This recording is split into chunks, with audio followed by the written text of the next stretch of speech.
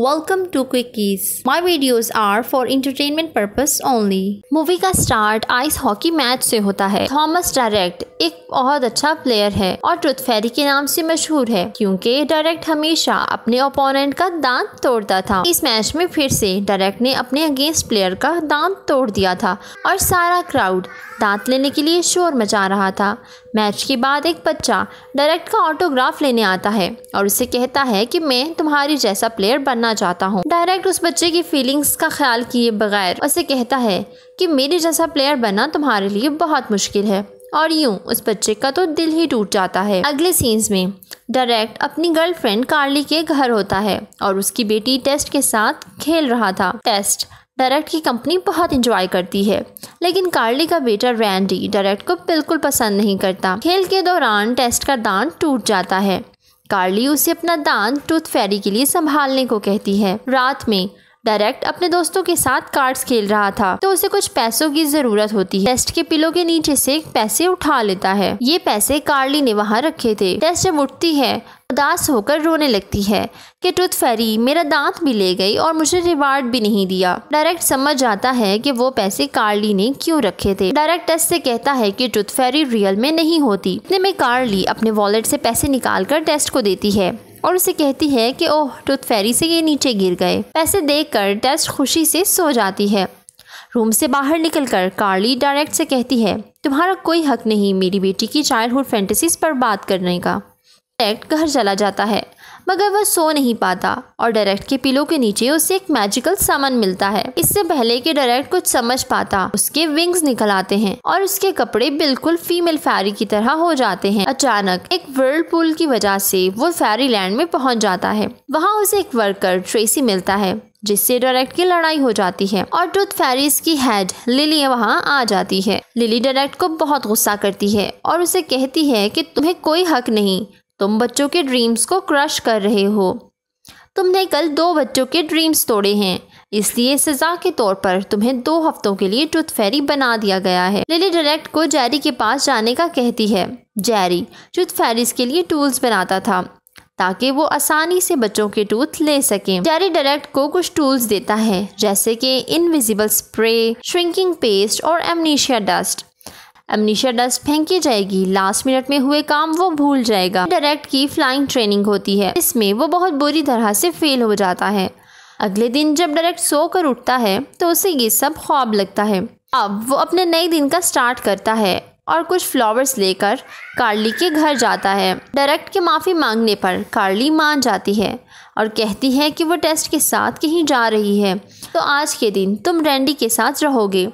Direct Randy से बात करता है तो उसे पता चलता है रैंडी एक मशहूर बैंड का मेंबर बनना चाहता है। डायरेक्ट रैंडी से कहता है कि तुम मेरे घर आकर प्रैक्टिस कर सकते हो, मेरे पास ड्रम्स भी हैं और मैं तुम्हारी हेल्प करूँगा। रात को रेज पर डायरेक्ट कार्ली के लिए सरप्राइज डिनर तैयार करता है और डिनर लाने से पहले वो कार्ली को आंखें बंद करने का कहता है।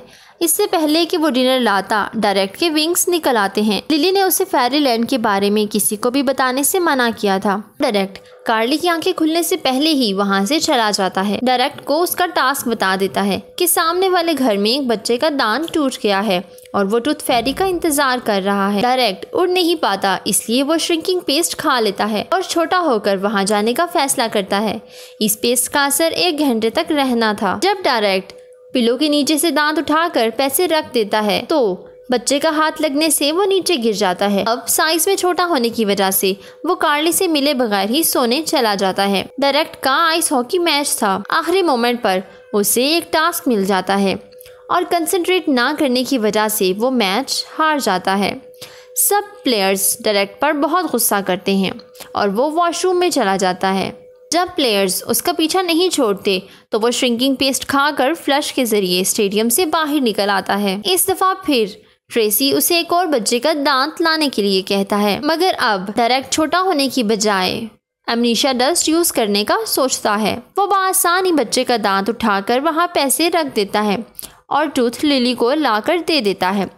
लिली डायरेक्ट से कहती है कि तुमने बहुत ज़्यादा डस्ट फेंक दी है, जिसकी वजह से सब घर वाले अभी तक होश में नहीं आए। और साथ ही लिली उसे वार्निंग देकर एक और टास्क बता देती है, मगर इस बार डायरेक्ट को जो टास्क मिला था वो बच्चा अभी तक सोया नहीं था। तो डायरेक्ट उसके सोने का इंतजार करने के लिए ट्रेसी के साथ वेटिंग रूम में चला जाता है। ट्रेसी सब फेरीज के विंग्स बहुत गौर से देख रहा था और पता चलता है कि ट्रेसी को फेरी बनने का बहुत शौक था। वो एडमिनिस्ट्रेटिव फेरी नहीं बनना चाहता, मगर विंग्स ना होने की वजह से उसके पास और कोई हल नहीं है। डायरेक्ट बच्चे का इंतजार करते करते वहाँ ही सो जाता है और जब जागता है तो उसे पता चलता है कि इसका टास्क तो कैंसिल हो गया है। अब डायरेक्ट वापस घर आ जाता है तो कार्ली उसे बताती है कि वो टेस्ट के साथ ब्यूटी शो में जा रही है और रैंडी को और आज फिर उसे रैंडी की बेबी सिटिंग करनी होगी। डायरेक्ट रैंडी को गिटार शॉप पर ले जाता है। वहाँ रैंडी की क्लासमेट उसकी म्यूजिक की बहुत तारीफ करती है और साथ ही उसका एक और फेलो उसे बुली करता है, जिस पर डायरेक्ट रैंडी का साथ देता है और यूं दोनों में बहुत अच्छी अंडरस्टैंडिंग हो जाती है। घर आकर वो दोनों खूब गेम्स खेलते हैं।